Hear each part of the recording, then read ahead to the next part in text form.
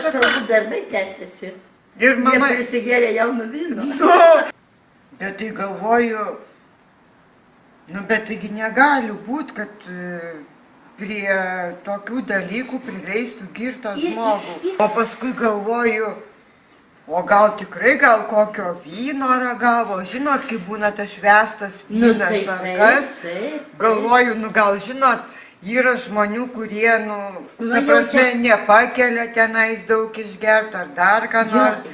Kažkaip, vat sakau, pati su savim šnekuosi kažkaip tai.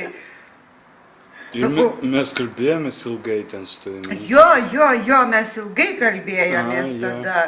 Ir vat sakau, man va tada ir paliko va tą pirmą įspūdį, kad girtas. Bet tai galvoju, negali būt. Paskui galvoju, o gal...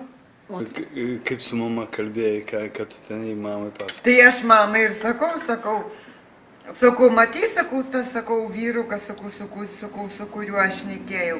Sako, jo, sako, jūs ilgai šnekėjote, bet sakau, mamytis, jisai girtas. Mama sako, baig, tu negali būti. Sakau, aš tau rimtai, sakau, jisai, girtas. Sakau, nėra nei kvapo jokio, nei nieko. Bet sakau, jisai girtas.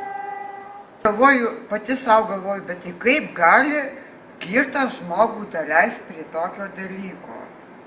Va tokia pirma tokia nuojauta buvo. Galvoju, gal jau man biškį farykšt. Kažkaip nedrįsau niekada pasakyti, bet va šiandien galvoju, paimsiu ir pasakysiu.